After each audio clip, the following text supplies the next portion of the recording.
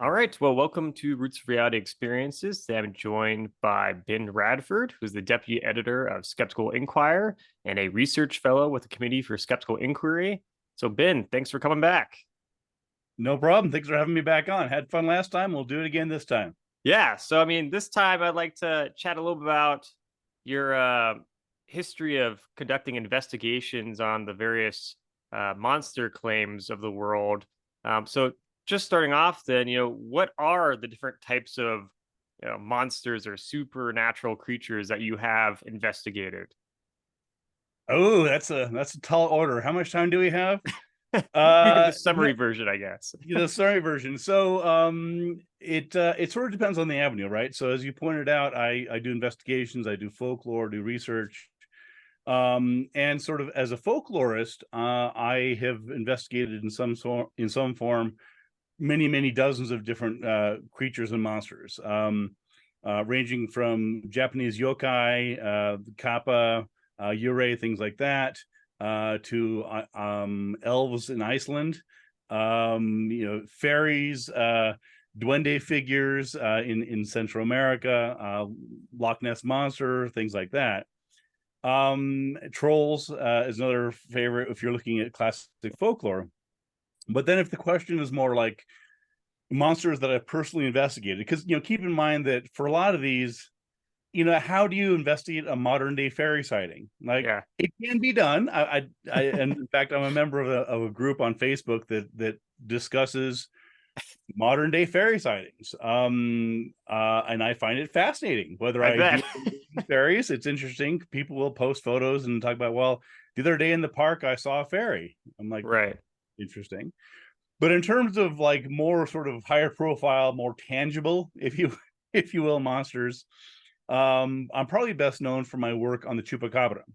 Of course, I did the book Tracking the Chupacabra, came out about 10 years ago, where I basically examined all the evidence for the chupacabra, the vampire beast, history, folklore, the cultural aspects, dead ones, and things like that.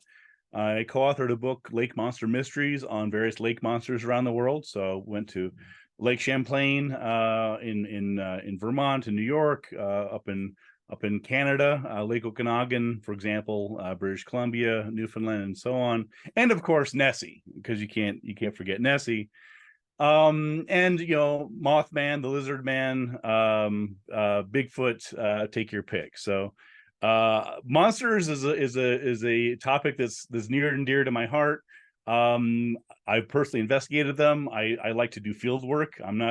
Ain't afraid to go out there and look for these things, because even though I'm skeptical, you don't know if you don't look. Yeah, so you've really covered the a lot of ground then with all the different things you've investigated. What would you say are like the most popular monster claims today that are going on? Obviously, there's a long history of different beliefs in these things, but what's popular today? What's popular today? Well, there's a handful of things. There's the chupacabra perpetually comes up, even though basically the sightings have diminished over the past few years. I have a Google News alert, so I get every report about some chupacabra sighting. So there's a couple a month, and they're usually obviously mangy dogs in Texas or elsewhere. Surprise, Um, yeah. yeah, surprise, surprise. Bigfoot is an interesting example, because you could say that Bigfoot's heyday was in the 60s and 70s, which is in 67 was when the most famous video, it's a 1 minute film of the Patterson Gimlin film, which is the famous Bigfoot, almost certainly person in a costume, but that's disputed. Sort of doing the famous Bigfoot walk, and that led to lots of sightings and reports. Of course, Bigfoot made an appearance in the $6 Million Man, famously. So there was lots and lots of interest in the 60s, 70s, and 80s, but it sort of waned over the past few decades, despite and somewhat buoyed by TV shows like Hunting, like Searching for Bigfoot, things like that, where you have these so-called reality shows, obviously modeled after ghost hunters, in which these people are going into the woods and trying to find them, and and consistently failing. I it's fair to add. But there it goes. So in terms of what's popular now, again, it sort of ebbs and flows. So even though the chupacabra sightings and the Bigfoot sightings are sort of on the low ebb, these things come in waves, and I wouldn't be surprised at all if 5-10 years from now there's a proliferation of them, certainly in pop culture, if not actual good high quality video, for example. So I'm curious then, how much do you think like shows on History Channel or Discovery Channel, or basically, any of the channels that claim to be doing something, have done to sort of keep this stuff alive when it comes to stuff like that? Yeah, it's done quite a bit, and it's depends on how you look at it. So for example, you can see this model with the Ghost Hunters TV show. One of the things that TV show did, and of course it was wildly successful, not at finding ghosts, mind you, but successful in the ratings. One of the reasons that it was so successful is that it democratized investigation. That is, the premise of the show is two everyday guys. They're by daytime they're plumbers, and that's the plumbing is their day job, and their night job, or their weekend job is looking for ghosts. And that's very appealing to people, right? Because if you're average viewer, like, this is cool, right? These, you don't need to be an egghead scientist, you don't have to have degrees, you don't need to, you don't have to be particularly smart. You just have to have some free time and a dark place where you can wander around. And so that's one of the sort of promises and premises of the Ghost Hunters reality TV show model, and that has been adopted by the Bigfoot community, right? So this is why you see TV shows like Finding Bigfoot, still not Finding Bigfoot, and others, is that again, it democratizes the search, right? Because at the end of the day, anybody can find Bigfoot. You don't need to be, you don't need a drone, you don't need money, you need a good pair of hiking boots, right? If Bigfoot exists, and there would, for them to be real, there would have to be a breeding population, there'd have to be mamas and daddas and babies, and I don't need to explain that to you. But there'd have to be enough, to sustain the sightings over generations and decades. And so at the end of the day, if they are real, there's no reason in the world that the average person couldn't find a Bigfoot body and prove to the world for the first time in history that these things are real. Surely at some point a Bigfoot dies of old age, or accident, or gets hit by a truck, or falls off a cliff, or gets killed in wildfires. We recently had the wildfires in Canada, for example, which is prime Bigfoot country. So again, there's no reason in the world that the average person who's got a weekend free and a good pair of hiking boots couldn't prove once and for all that Bigfoot's real. And that has, of course, a strong appeal to people, right? Because we're like, hey, these guys are on TV doing this thing, and they're stars, and they're selling, they're appearing at cons and autographs and selling DVDs and T-shirts and hats and mugs. Why can't I be part of that? So there's a strong participatory aspect to cryptozoology, as there is with ghost hunting. So it becomes basically a hobby then for a lot of people Yeah, to just get together. It's like a social occasion, yeah, and yeah, and it's important to recognize that, because and again, I know we're talking about cryptozoology, but the ghost analogy is crystal clear, and it's very oh, parallel, for right? sure, So in yeah. both these cases, you have things things whose existence are disputed and yet widely believed, not by most people, but by a significant number of people, 10, 20, 30, 40%, depending on how you ask the question. So these are, a lot of people believe in Bigfoot, a lot of people believe in extraterrestrials visiting us and ghosts and so on. And so you have many people who are not only interested in them, just sort of academically and psychologically, but also wanting to go and see them. And so this sort of folds in with the desire to participate, right? And so that's why the best way to look at these communities is as groups of hobbyists. And I don't mean that in an insulting way necessarily, but they're not doing good quality research, right? If they look, in the case of Bigfoot, people have been looking for Bigfoot since arguably the 1950s, 1960s. Okay, we still don't have a body. We still don't have good forensic evidence. We don't have good quality evidence. Even many Bigfoot buffs will freely admit that, right? I'm not talking out of school here. So then the question is why, right?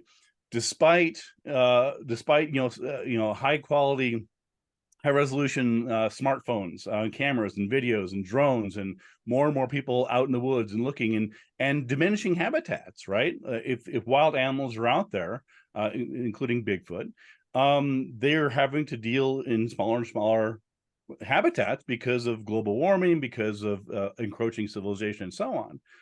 So the question then becomes, well, if these things are really out there, why haven't they been found? Right? Why? Some people say, well, it's a government cover-up, which I think is pretty silly.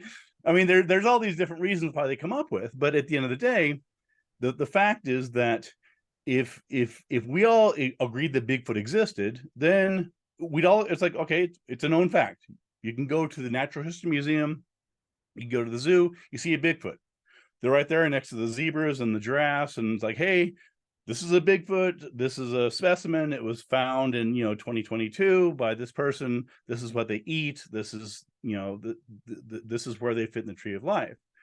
But because that's not the case, right? So the search for these things, whether it's Bigfoot or ghosts, or actually applies to other topics as well, it's not driven by evidence, right? If it was driven by evidence, then they would have given up a long time ago, right? Like, hey, we've been looking for it, ain't there, everybody go home. So the goal is not, in most cases, there are a few very sincere researchers. Most of them are sort of weekend warriors. They're out to have some fun with their buddies and go look for Bigfoot, and same thing with the ghost hunters, right? Whether they genuinely and sincerely believe in ghosts, and many of them do, they, on some level, they know they're not doing it scientifically. They're not bringing good critical thinking methodologies to it. So for them, it's a way to hang out, right? It's a common interest. It's like model cars or online games. It's a hobby, and there's nothing wrong with it being a hobby, but it shouldn't be mistaken for sincere, genuine, methodological, and systematic efforts to prove their existence. Yeah, clearly there's not being much progress made on the on that front for finding these things. Right. But And again, you have to ask why. And to my mind, these topics are interesting either way, right? So from my perspective as a researcher, investigator, and so on, these are not silly topics. These are not stupid topics. I mean, I have never ever said that Bigfoot is too stupid to research or to investigate, because I've done it. Same thing with ghosts, same thing with crop circles, same with, I mean, I've spent almost 20, 25 years doing these researches and writing books and articles on it. So it's not that I'm dismissive or debunking or trying to get people not to talk about it. I mean, or thinking they're too stupid. Exactly the opposite, right? My position is, if these things are real, this is important. This is cool. This is interesting. People should get excited about this. Scientists should be studying this. We should, it's weird to see skeptics such as myself sometimes sort of dismissed or tarred with this idea that we're somehow trying to prevent the world from knowing that Bigfoot exists or ghosts exist or ESP, or it's exactly the opposite. We want them to exist, but we're not willing to accept such a low level of evidence for it.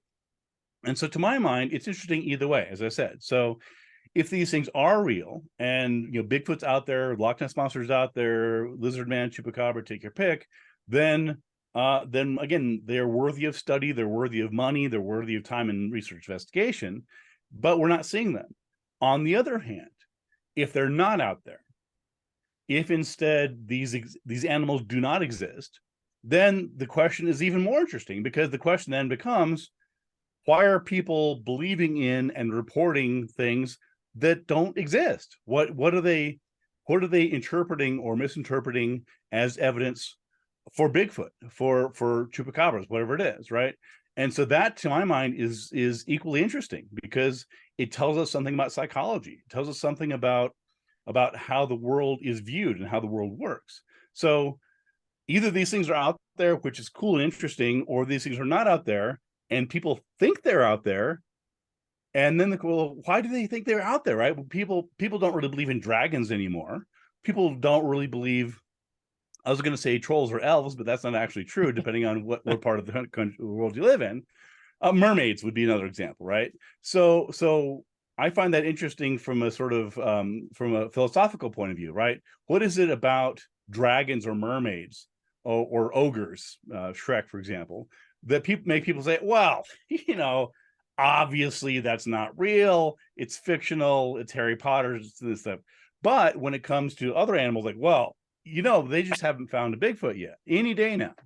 I love when you get in those situations though, because you did find people that are like very skeptical of some things and then completely full on believing in other things. And they're like, oh yeah, that person's crazy, but this is real. Right, exactly. Well, no, that's crazy BS, but this right here, this is real. I mean, and I've had that discussion, and I'm known as a pretty diplomatic investigator and skeptic. I mean, there are sort of Sure. hard-nosed, dismissive ones.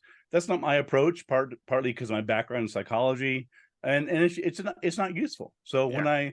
when I do these investigations, I'm genuinely trying to understand what the person experienced, right? If it's a Bigfoot, then all the better. Let's figure this out. As I said, if it's not a Bigfoot, then let's figure out what it was.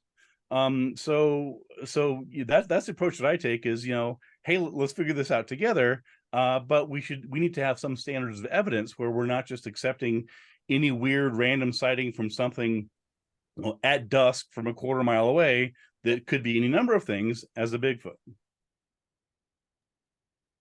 Yeah, I mean it's interesting and it's kind of funny. I mean, your life and career in some ways is kind of like you're a character out of the X Files, investigating all these things, except you don't actually find anything. So, Well, right. That's the joke, right? I mean, I've had more than one person say, "Well, if you were any good at this, you would have found them." Um, and you know, my of course, the answer is that I have found them. I found what people have mistaken for them, right? So right, right, so yeah, my goal is to solve the mystery, whatever that mystery is. If the answer to that mystery is there's a Bigfoot, all the better. If the answer to that mystery is that there's not really a ghost in the house and it was some a prank or a hoax or a misinterpretation, then that is a mystery that's been solved. And so that's what's valuable to me. I mean, the way I look at it is that the world's default is mystery, right? Where we don't know about the world until we examine it systematically through science, right? So before we had germ theory, we didn't know why diseases spread. They thought it was bad air, miasma. They thought it was God's will punishing us for things, right? See, there were all these different theories to explain why the sun sets or why the sun rises or why diseases spread and so on. And it's natural for humans to try and come up with explanations. But again, the human condition is essentially the default is ignorance. We don't know about the world until you examine it through scientific methodologies and test things and placebos and and measuring things and things like that.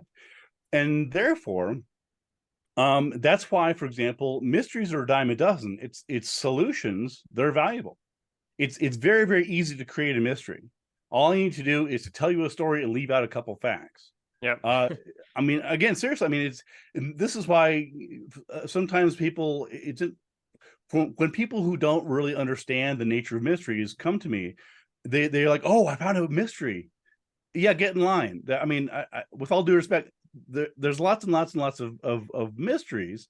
Mysteries are incredibly easy to create and to share and to spread around. They're interesting. I like mysteries as much as the next person, but what's valuable, in my humble opinion, is solving the mysteries, actually finding out, right? Is this true or not, right? So that's always been sort of my baseline is I want to know what's true. And if the truth is that there's ghosts and chupacabras and psychics and all that, that's all well and good. If the answer is that there's not, then that's all well and good as well. And hopefully my investigations and those of my colleagues can be used by others who are interested in these topics years from now, decades from now, whatever, to help sort out what's true and what's not. They can go back and say, well, this claim, this weird story, this weird claim, it's a lot like this case that, Ben Radford investigated in 1993, or it's like this other case that Mick West, this UFO video looks a lot like this UFO video that Mick West debunked in 2020. And so through that process, the public and people can sort of set aside the false explanations and focus on the real ones. Yeah, I mean that's the right way of going about it. And when you talk about sort of the human psychology aspect of this, it is pretty fascinating because I know, and I'm sure as basically anyone growing up, they've had situations where they talk to friends or people they know who believe in these things, ghosts or especially or whatever. And it's always fascinating. I remember like situations where I'd have like a someone I knew growing up that would say that they saw a ghost around me or whatever. And it's so funny to think about because I mean it's as a kid it's a little creepy because you're kind of like what like what does that even Right. I'm mean? sorry. Is this And supposed to reassure me? Because yeah, it's like what like how am I supposed to process that? Because obviously I did not see anything. I've never seen anything like this, but I've known many people that are believers and stuff like this. So it's really interesting to think about like well the reason for beliefs in these things and what people are actually seeing, what's going on in someone's mind versus mine. Why am I not seeing these things that are going on? And yeah, also kind of reflecting on it over time and also maybe wonder about people in general too, like what makes someone tick that way. right. So just fascinating stuff. Yeah. Yeah. I mean, and that's again, that's what I find interesting is going into situations and trying to understand what people are thinking is X, Y, or Z. And I wrote a book a couple years back called Scientific Paranormal Investigation: How to Solve Unexplained Mysteries. And in that book, one of the first chapters is dedicated to explaining that when people use these words like Bigfoot or psychic or ghost, it's important from an investigative point of view to recognize that they're describing an experience. It's not, people throw these labels around as if they're universally recognized. Well, we all know what a ghost is. We don't. We really don't. In my book Investigating Ghosts, I talk about how even experts who have been supposedly doing this for decades, they can't even agree on what ghosts are. Right? Oh, well, I've written 3 books. I was on TV. What's a ghost? It's this. Well, hold on here.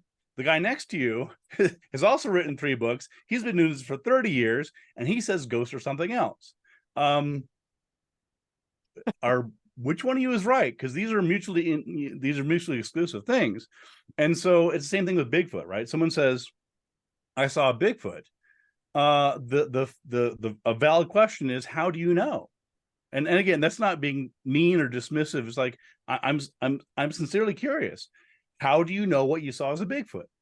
I mean, did it have a label on it? I mean, I don't know. And they're like, well, because it was big and hairy, and it moved quickly.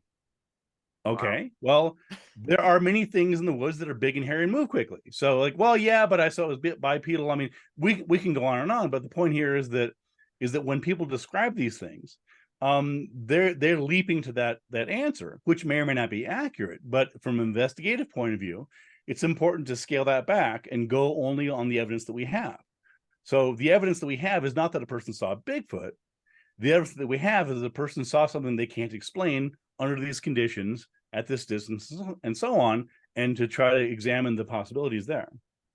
So when people think of monsters traditionally, I feel like a lot of people were thinking of, like things like vampires and werewolves. Those are kind of like the classic things you'd see in like Halloween cartoons Right. and things like that. Are those popular? I mean, not necessarily popular, but do people believe in those much in the U.S. today? Maybe at different points in time there was some belief in it, but I know in other parts of the world people can have some serious beliefs about that stuff. But I don't know Yeah, about the no, U.S. yeah, yeah, it's interesting. Again, it sort of goes back to culture and folklore, right? So I'll give you one quick example: the genies or the jinn. So Yeah. for Westerners, the most obvious touchstone is Aladdin, right? You got Aladdin, you got the characteristic voice, you got the wisecracking Robin Williams thing going on here.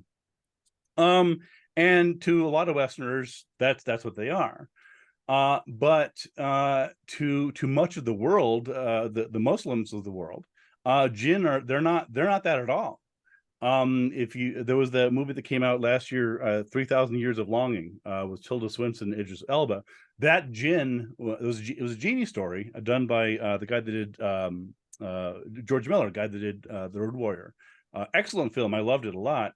But it's much closer to the actual origins of genies and jinn, and they're described in the Quran as beings of smokeless fire. And so if you look at the folklore of these things, they're just like us. So they're not blue. They don't come out of smoke in a lamp. Some do, but for the most part, they're just like you and I, but they have certain supernatural powers, and they can change form, they can fly, they can turn invisible, this and that and the other. The reason I bring this up is that it's a perfect example of something that in a Western context, in 2023 America, a kid wearing an Aladdin genie costume down the street, no one's thinking of the true actual origins of that. Yeah. And there's no reason they would. It's the same thing with the Little Mermaid, right? Another perfect example. If you look at the origins of the mermaids folklorically, they were nasty creatures. They're evil. The same thing with Tinkerbell and fairies. People, unless you're a folklorist, you've looked into it, you don't recognize the fairies in British Isles and the stories, legends. They're nasty. They're not cute and pleasant. They will kill you. They will kill you without a second's thought. They will lead you astray. They will play tricks on you. So again, you have this sort of version of these creatures, which understandably through folkloric processes and being adopted by pop culture and so on, are transformed into these sort of sanitized, Disneyfied versions of that. So again, in that context, here in America, someone dresses as a genie. Do people believe in that? No, not really, for the most part. The Muslim Americans do, and Muslims around the world do. And of course, they recognize that that's not so. It's interesting because they know that that's a cartoon character depiction of a jinn, but they still believe in jinn. So it's interesting where they're like, well, that's cartoon version, that's not real. So they believe in the literal existence of the jinn, but everybody knows that this is a cartoon Disneyfied version of it. And so people believe in that. And again, it depends on sort of how you characterize them, right? So if you're looking at witches, I mean, another perfect example. Right. So a kid grows up, so a kid in a neighborhood puts on a witch costume. Do people believe in witches? Kind of. It Witches, depends. Yeah. well, Yeah. right. Now, again, this Yeah. is what I find fascinating from a folkloric and cultural perspective, right? Is that witches do exist. That is, pagans, people who self-identify as witches absolutely exist. I've met them. I have some Yeah. friends who are I remember right? going to Salem, and there were a lot of people claiming to be witches walking around, and like people working in stores. They're like, "Oh yeah, I'm the witch that can help you, figure out stuff." I was like, "This is totally out of this world." Right. And what's interesting is that, like in Salem, for example, Salem is an interesting example because you have this sort of this tension, because there were, of course, actual witch trials Yep. in Salem, as there were, in Europe hundreds of years ago, and it's grim. I mean, people Yeah. were Sure. killed for being witches, right? They're typically hung, not burned at the stake in America. So there is a genuine, actual history that is, again, kind of disturbing and grim and things like that, that once again has been sanitized for the Salem tourism industry, right? Yeah. Because Yeah. It's crazy. the tourists there, I mean, they Yeah. want to hear about the true story of the witch trials, but they don't want to get into the nitty gritty and the really terrifying mob justice aspects of it. Yeah. So and another example another obvious example would be people dressing up as in little devil costumes, right? Yeah. Um, well, again, Yep. who believes in it depends on what you mean, right? If it's a 10-year-old dressing up in a little devil costume, whatever. Do they believe that the kid's the devil? Probably not, unless his name is Damien. But again, many Roman Catholics absolutely do believe in a literal devil. It's Yep. not a joke. It's not a cartoon. Satan is real. He's not a metaphor. They genuinely believe that Satan is among us and doing things to harm people. So that's the part that I find fascinating is, where do people draw the line, right? Based on your belief system, based on your culture, based on religion, where is the line between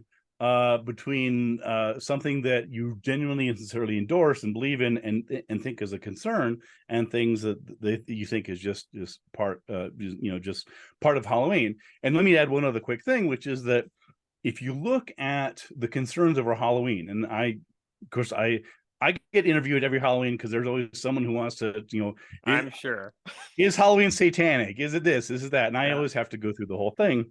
But one thing that often gets overlooked is that when you have the subculture of the religious right, typically, for example, the kind of people that complain about Harry Potter, right? Like protesting Harry Potter, the books are satanic, and this and that and the other. It's if you sort of peel underneath the surface, they admit, well, yeah, it's just books, right? It's a book, not a big deal. Kids dressing up as witches, they for the most part they don't have a problem with that per se. Their concern is that it leads to other things. So this is where you get sort of the moral panic aspect coming in, right? Okay. The satanic panic. It's not so much that they're concerned that 12-year-old little Julie who wants to dress up as a witch is going to become a witch. It's that again, not, I'm not. I don't want to generalize. It's a small but significant population. Their concern is that that little Julie's interest in witches will turn into interest in witchcraft and the occult, and as the Bible says, that thou shalt not suffer a witch to live. Right. So the concern is that a path is being opened up by a kid putting on a costume. Yeah, I mean, growing up in Kansas, right in the Bible Belt, I remember going to school with kids that, said, "Oh, I don't celebrate Halloween because my parents say it's, supportive of the devil or something like that." And yeah, it's very real. People's religious beliefs can be, very, very impactful on things like that. Very, very concerned about some of these, uh, cultural aspects that we kind of just, think it's a normal thing that you do, and for them it's not. So Yeah, and it strikes me. I remember one time, this is maybe 5-10 years ago. I was came out of a theater screening of The Exorcist, and I'd seen it before. It's not my favorite film. I think that Friedkin's done better films, including Sorcerer from '77. If anybody's looking for a good movie, but as I was leaving the Exorcist, there were two girls in front of me. I think they were maybe 19, 20, 21 or something. And I was listening to their discussion. I wasn't creeping or lurking. I just happened to be behind them right, as they're sure. talking. And one of them says to the other one, like, well, one says, oh, that was super scary. No wonder it's a classic, and freaking out about it. And then the other one says, yeah, because that happens. The possession, like, and she starts talking about this case that she saw on TV of a real life possession. And that struck me because it was a case where I and the two women and the rest of the audience had all seen the same film. We'd all just watched The Exorcist, William Friedkin, William Peter Blatty's novel, all the actors, this and that, special effects, and we all had the same experience ostensibly, but our interpretations were very different. I walked out of that theater as it's a pretty good horror film. It's scary in some parts. It's kind of stupid in a couple parts, whatever else. I mean, I've written about exorcisms and demonic possession. I've been in rooms where people were possessed or they believe they were. So I've Wow. actually researched this like academically and you know as a subject of investigation. So I have some background beyond just what's on the big screen. But these other two, again, they were interpreting it. They're like, okay, yeah, it's a movie. These are actors. It's a script. There's lights and cameras and special effects, but that really happens, right? So again, sort of going back to the analogy I had with the genies and the jinn, right? Yes, Aladdin's genie is fictional, you know, blue, blah, blah, but these things are real. Whereas I'm coming at it like from a different perspective, like I've actually researched this. They're probably not real, and I'm recognizing that it's fiction. They're seeing it's fiction, but they're saying, "Well, but of course, you know, this is, you know, yeah, we can sort of laugh and you know and scratch and say, okay, well, this is a scary movie, but you know, 2 weeks from now in church, our pastor may be seriously, legitimately, in all sincerity, talking about possession, of again, not in an abstract way, not in pop culture way, but of people who may be in the room. Yeah, I remember I went to uh, a Catholic university. I'm not Catholic, and that was one of the interesting things was people I remember on campus talking about how the monastery on campus has like holy water and and I think someone might have one of the monks that lived on at the monastery on campus.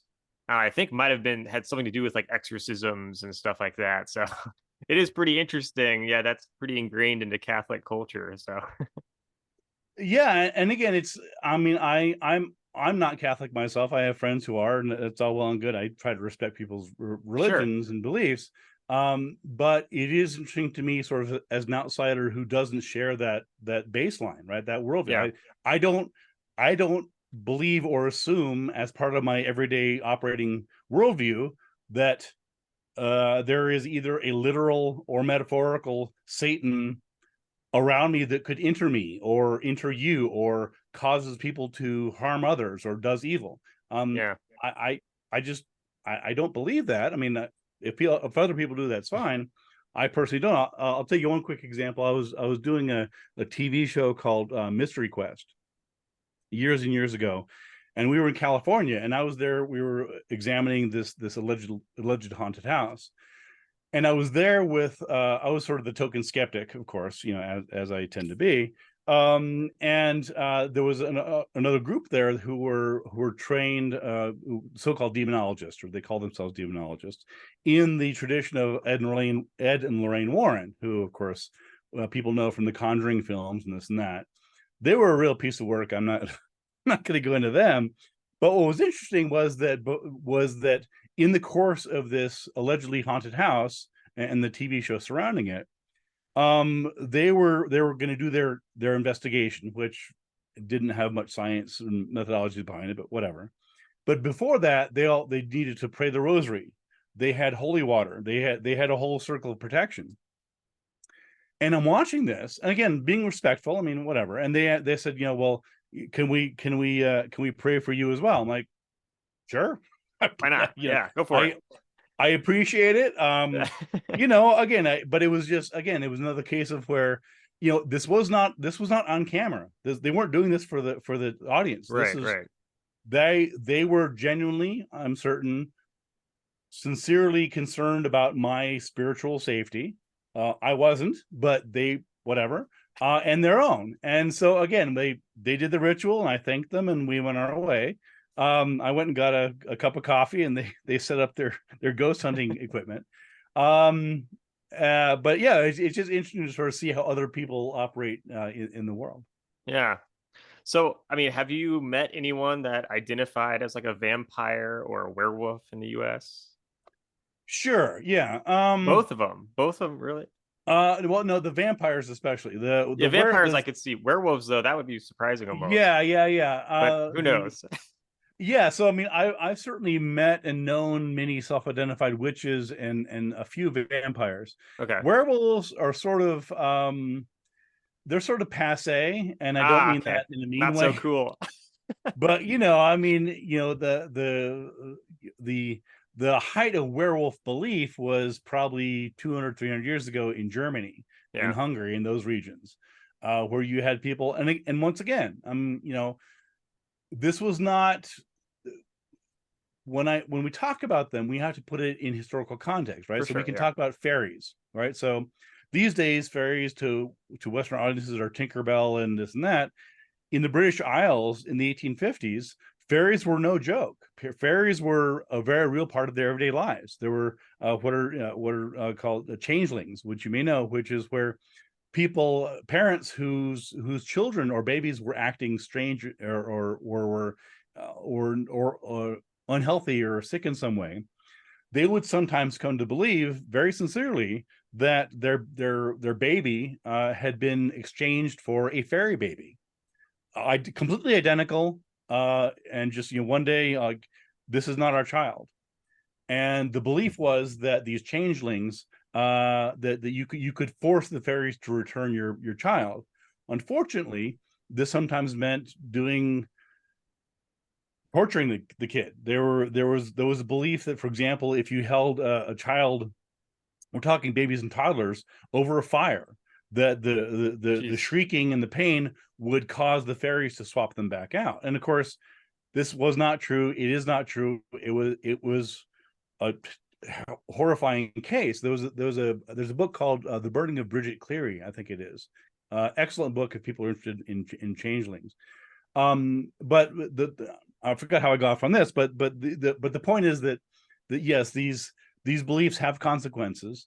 And whether it's beliefs in possession, this or that. And so in terms of people who believe that they are these sorts of things, again, werewolves are sort of a separate thing, but vampires. So I've met people who self-identify, and this goes back to the hobby aspect, right? We talked about Yeah. with Bigfoot, with ghost hunting. So often inspired by Dracula, and it's so the vampire tradition is especially interesting to me because it doesn't really have a legend.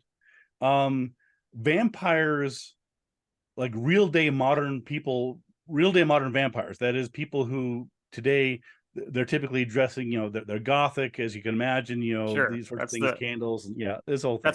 That's what's cool to wear. So if you're a That's what's cool vampire, about it, yeah.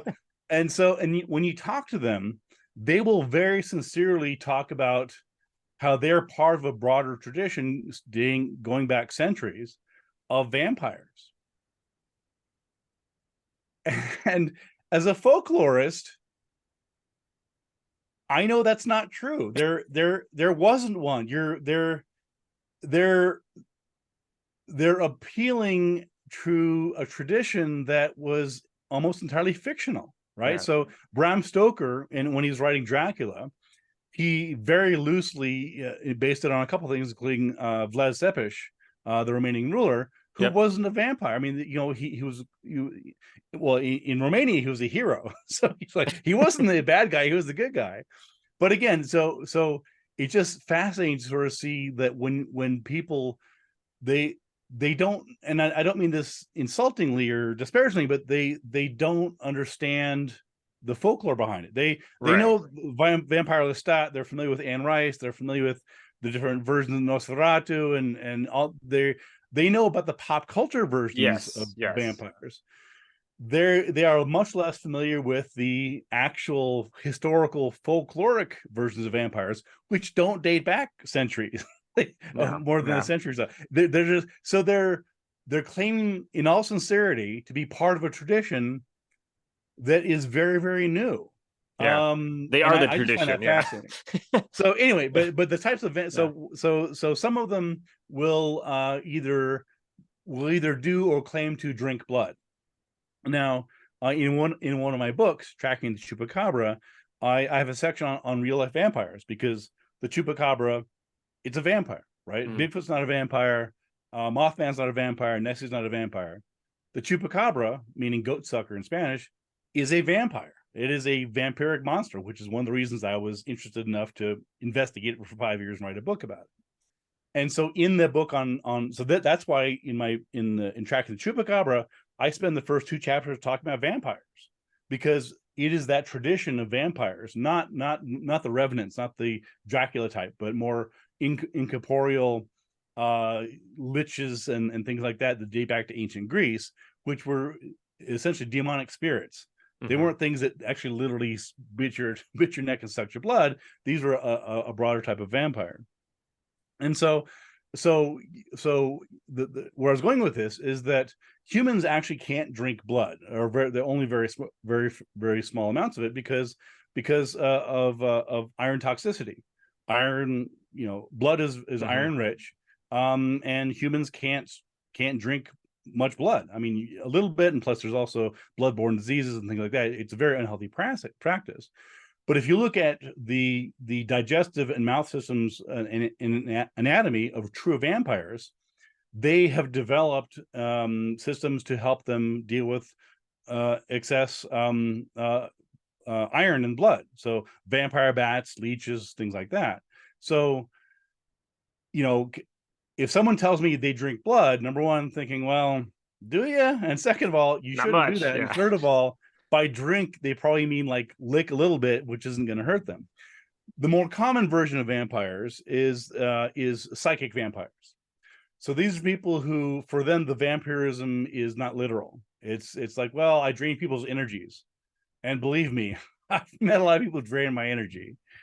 Um, Oh my so again, I mean, gosh. I'm not gonna argue with them and say you're not a vampire. You can self-identify as whatever you want. I Yeah. don't care. But when the rubber hits the road, right? When I'm trying to compare the stories I'm being told with facts and investigation, at that point, then like, well, I'm not sure about this. Yeah, it's pretty interesting. I mean, I don't know, maybe I have interacted with people that identify as vampires, but I'm not sure. People Well, that I'm could at sure you've least, met people who you they show up and you're like, hey yeah, I Dave, mean, if yeah. we're talking about energy vampires, and I'm sure that has existed on numerous occasions, and I've Yeah, been just like sufficiently drained of my energy multiple yeah, times. just there's always negative, and it's like, just inappropriate, and Yep, Debbie Downers, and that's nothing right. good happened to me, Life and how's your sucks, then you weekend? die. Yeah, I got an infected toe. You're like,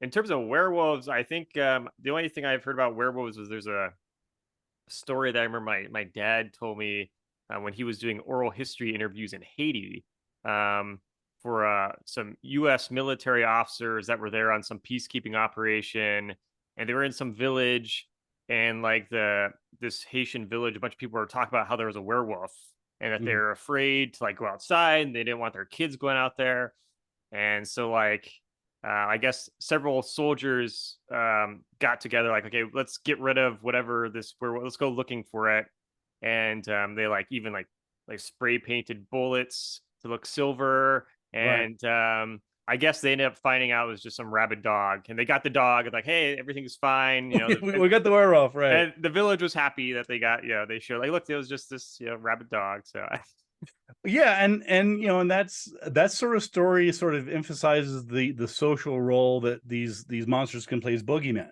oh yeah, for sure. um and that I find that fascinating. For example, I was thinking in the Chupacabra book, one of the things that I found was that at the height of the Chupacabra hysteria in Puerto Rico, because it began in Puerto Rico, during, for example, the late 90s, there were people who were, there would be armed mobs searching for the Chupacabra. I mean, again, this was taken seriously. It was a threat to livestock and even potentially people. And what I've really found it interesting was that the local mayor like said, vote for me, I'll protect you from the Chupacabra. Oh my So gosh, he would actually run campaigns like, campaigning on it. Wow. yeah. So a guy That's named crazy. Kim Soto, who was the mayor at the time, yeah, he would be like, he was this big sort of brawny, he fancied himself as like an Indiana Jones, hero type figure. You're like, vote for me, I'll protect you from the Chupacabra, and people I are like, got this. okay. and and again, it goes to the role of, as I said, sort of the role that monsters play as boogeymen or social control. I'll give you another quick example, which is, the story of La Llorona. Wait. I might. I'm not Okay, sure. so It I'll sounds give you a familiar. quick. So La Llorona, it's fairly common here in New Mexico, where I live, and other places as well. So La Llorona means the weeping woman. Okay. And when I was a kid, growing up not too far from here, near the Rio Grande River, I was told to stay away from the river, stay away from ditches, because there's ditches near where I grew up. Because if you don't, La Llorona will get you. So it wasn't stay away from ditches because you might drown, although that was implied. It was there's a monster out there. You you are in danger if you walk along ditches, especially at night, playing around near water. And I don't have time to go into the whole story of La Llorona, but basically the idea is that she's a mother who lost or drowned her children Mm, in the waterway. okay. And after that happened, she went crazy. She's now the sort of evil maternal spirit, and she will kill and drown children who anybody playing near rivers or lakes or streams or ponds, things like that. And in some cases, that actually ties back to the changeling mythology I mentioned earlier, where in some cases the belief is that La Llorona will abduct children and take them as her own, in the same way that the fairies would leave changeling children and swap them out. Wow. Okay.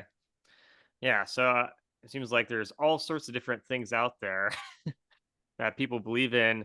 With the age of the internet and social media and kind of the globalization of culture to a certain extent via the internet, has there been some type of globalization of beliefs in certain types of monsters or mythical creatures at all?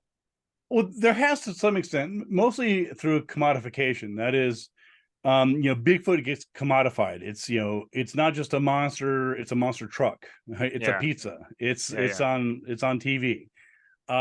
Same thing with fairies and jinn and witches and what have you. So there's a natural cross-cultural spread of pop culture monsters, right?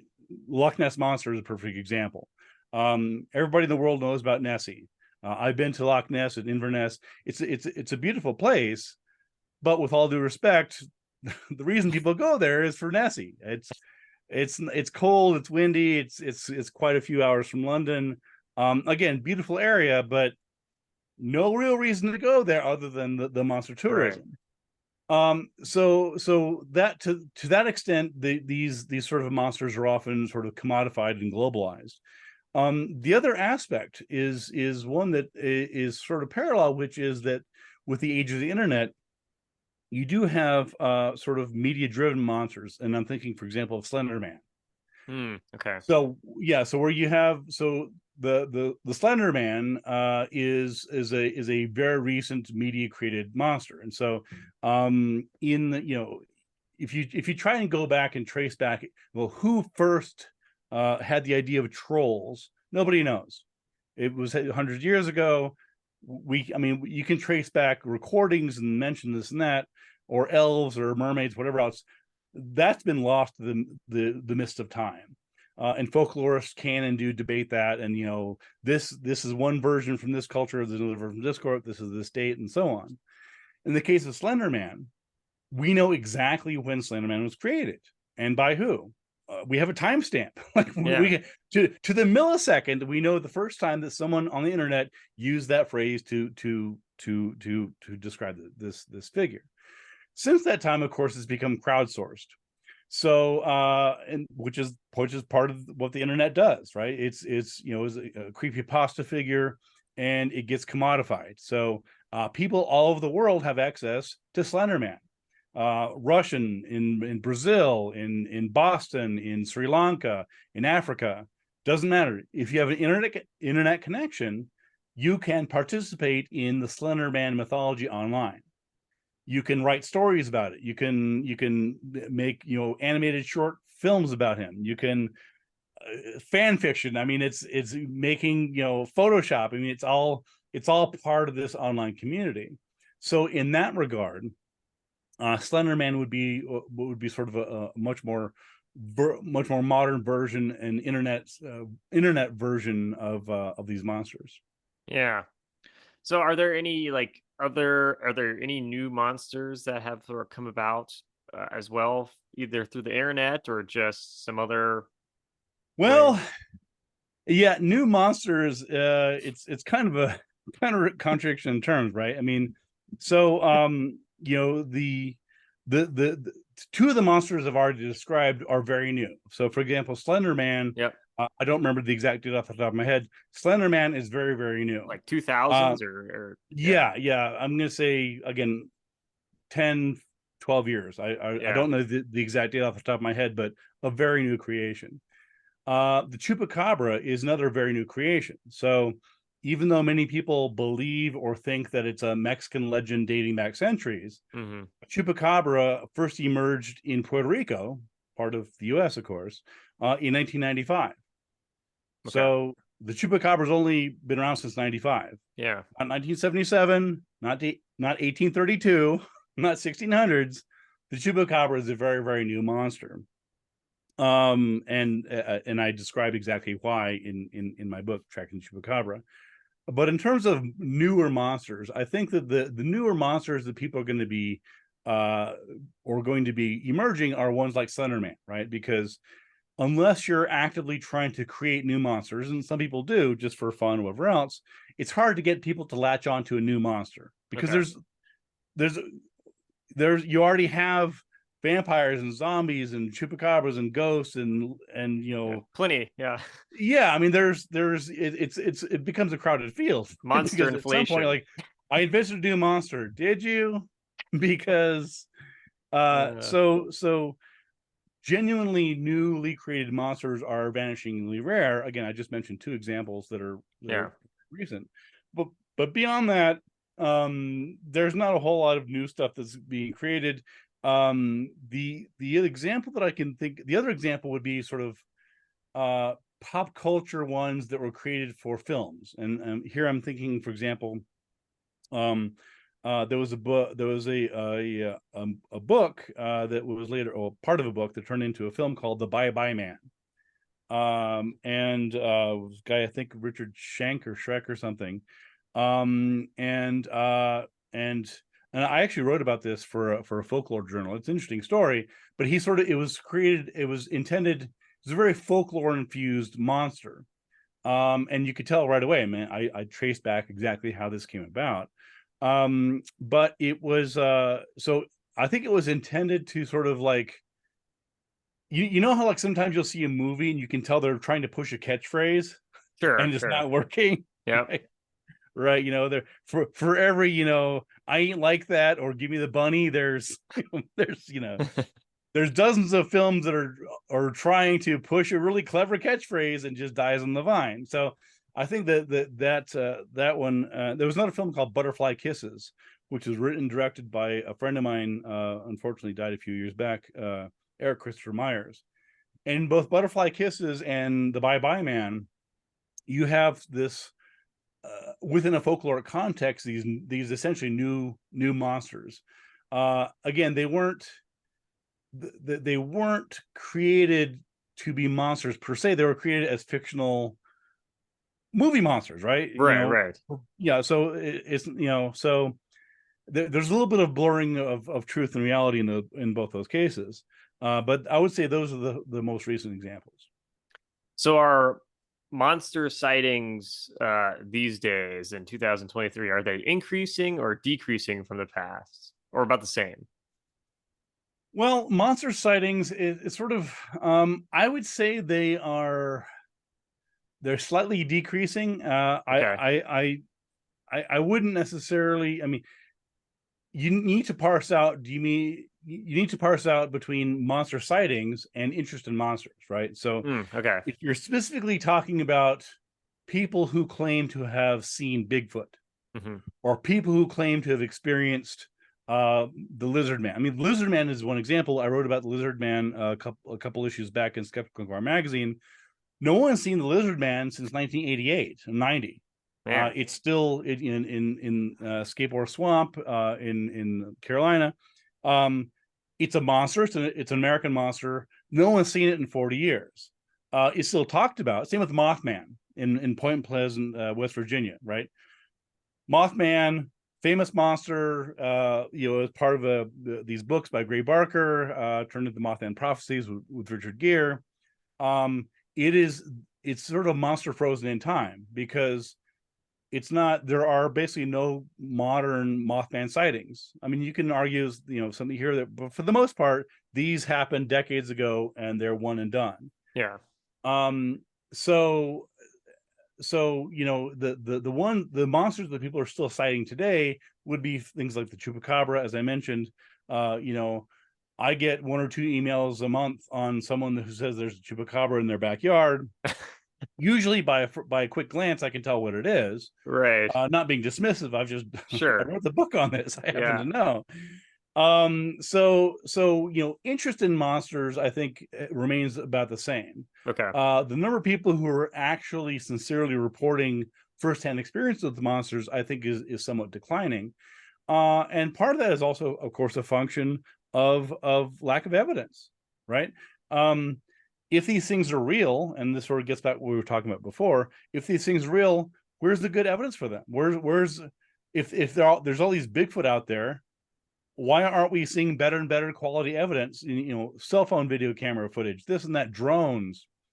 There's all this modern technology. There's more and more people out there. The habitats are getting smaller and smaller. There's no reason in the world why we shouldn't be seeing more and more of these reports and better evidence, right? And yet, if you talk to Bigfoot believers, they still, they point to 1967. They're pointing to Patterson-Gimlin film from the Johnson administration. This is their gold standard, right? I'm like, guys, what? This is before I was born, and I'm old as dirt, man. Like, how is it that this is still your best evidence going on, 60 years later? So you just have to wonder.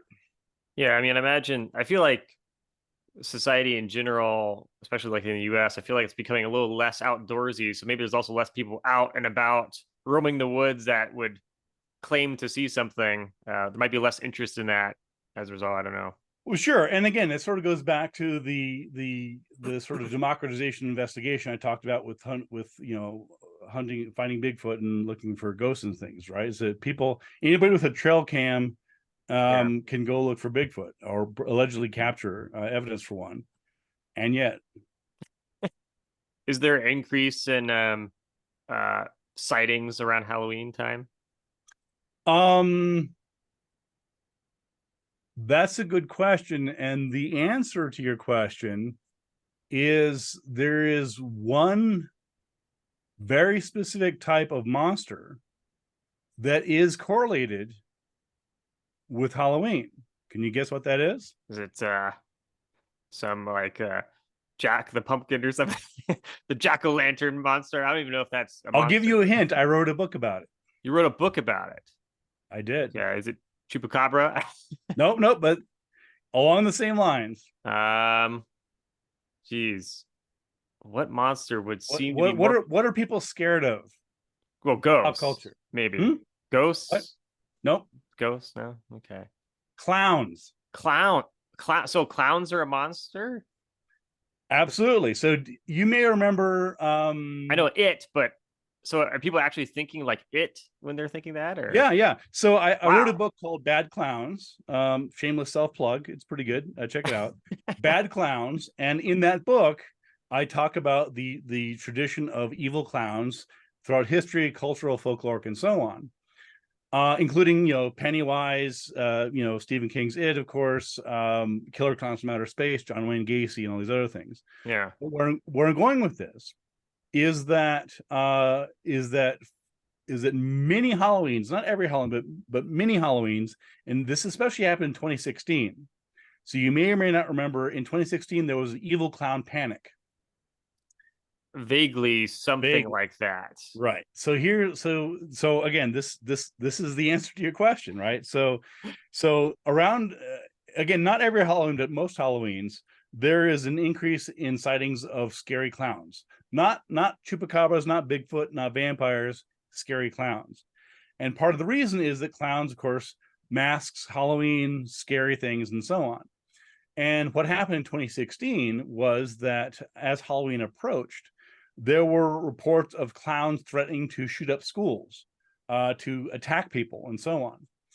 And at one point, there was actually sightings of scary clowns in woods, like a Hansel and Gretel type situation. Okay. And again, this was big news. I mean, my book had just come out, and I'm getting calls from CNN and BBC around the world wanting me to explain this. Oh my gosh. And again, I won't go into the whole thing, but basically, what happened was that this plays into the role of social media. So people were seeing scary clowns in parking lots and in parks, Walmart parking lots, take your pick.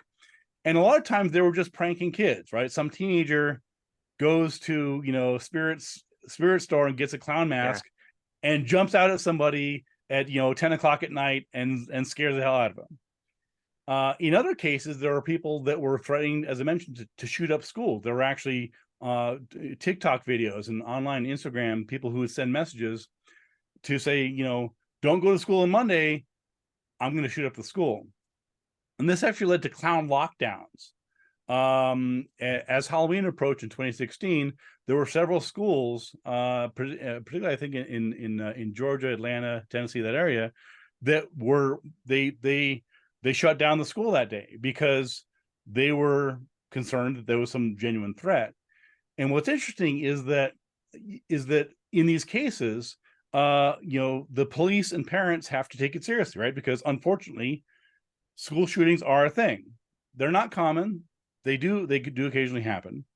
And even if a person is pranking or playing a joke, which they were, you don't know that, right? So if you get a message from somebody in a clown costume or mask saying, I'm going to shoot up the school, and you're wrong about that, if you dismiss that as a joke and you're wrong, your career is over. You're going to be fired. You'll be vilified because you were the person that was told you got this message. You thought it was a joke. You dismissed it, and someone came up and did something. Right. So police and parents and school administrators will always err on the side of caution. So even though they're 99.9% sure that it's a joke, it's not, I mean, it's, a distasteful joke, but it's not really going to happen. They're going to adopt a better safe than sorry approach and, close down school that day. And what this did was it would reinforce the fear among parents, right? Because parents were like, I didn't think this was true. It seemed like a prank, but they shut down the school. Maybe the police know something that I don't. And it's not the police have better information. It's that they're being safe than sorry. So this is sort of a meandering answer to your question, which is yes, the main monster that reappears in real life, depending how you use the phrase, during Halloween are evil clowns. Okay. Yeah. Yeah, that's fascinating. I've met a lot of people that are really freaked out by clowns. I even had a professor in college that was like deathly afraid of clowns, and like some students like would kind of prank him and almost give him a heart attack. It was, but yeah, I've never really understood it. I've never been really freaked out by clowns. But Me neither. I guess for some people that just bothers them. I'm pretty chill. So what is I'm curious then, last question here really, but what is like a typical Ben Radford Halloween look like? Are you someone who's like really interested in Halloween and kind of takes part in this sort of holiday, or is your normal life too Halloweenish for you to You Halloweenish? Yeah, I don't know. I mean, usually Halloween is pretty low key for me. I don't have kids live at home, so I'm not dressing them up and running them out the door. Sure. So usually I'll go to someone else's party. Sometimes I'll dress up, sometimes not. But again, usually I'm answering a handful of phone calls or emails from journalists wanting me to reassure people that they're not in fact Halloween sadists that are putting razors and apples and poisoning candy. They're not in fact these evil satanic influences to Halloween. So much of my Halloweens are trying to reassure people to not be scared and to enjoy the holiday. Okay, so it's like a work day then, kind of for you to. Yeah, it kind of is. I have a fondness for candy corn, and so I don't need to be eating any more than I have to. So I try to keep it low key.